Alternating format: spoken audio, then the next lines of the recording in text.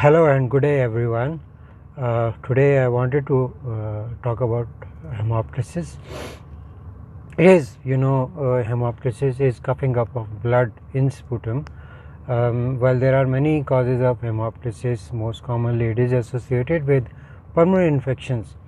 But before approaching a patient with hemoptysis, I would like to share a few points with you.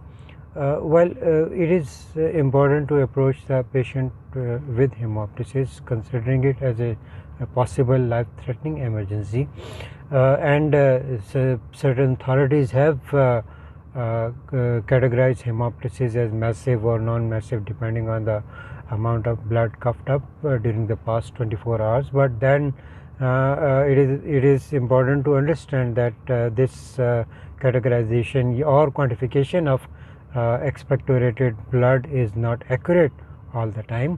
The patient may exaggerate or the patient may underestimate.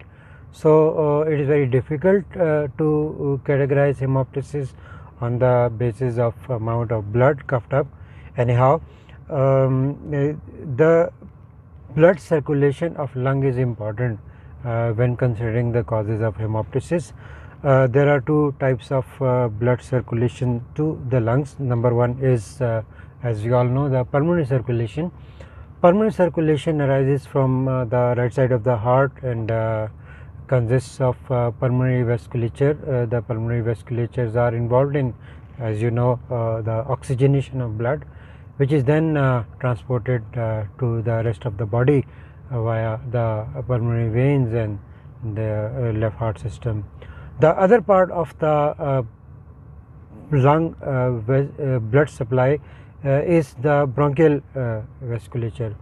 This arises from the aorta, and we all know that left heart circulation system is a high pressure system. The systolic pressures are very high at the end of systole in aorta, and these pressures are transmitted throughout the body, and they are important for pumping of oxygenated blood to the rest of the body. So one is high pressure bronchial vasculature, bronchial blood supply, and one is low pressure pulmonary vascular supply.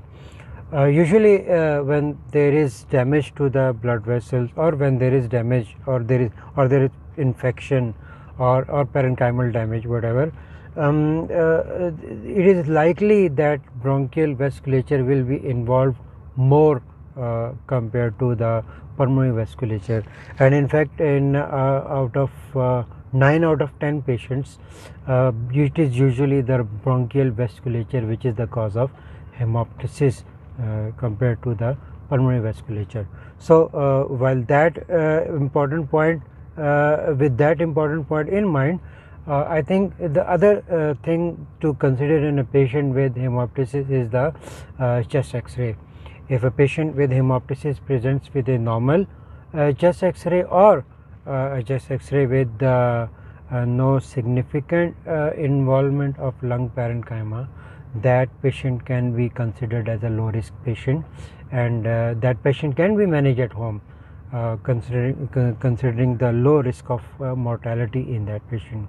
So we have to consider 2 points. Number one is the source of blood in hemoptysis, which is in 90% of cases the bronchial vasculature.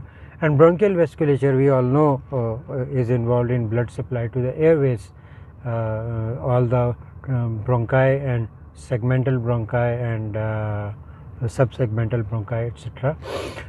So, and the second one is the degree of parenchymal damage or degree of damage on chest X-ray. So in a patient who has got almost normal chest X-ray and no visible changes on X-ray, and a recent history of hemoptysis with mild amount of blood coughed up in blood, that means that the patient can be sent home on OPD treatment.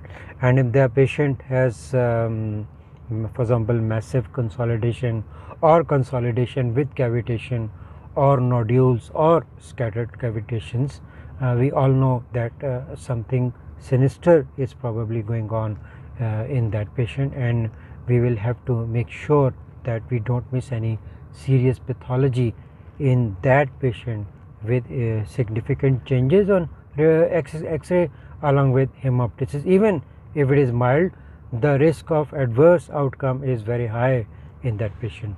So that was a bit about hemoptysis, and I hope this video was very helpful to you.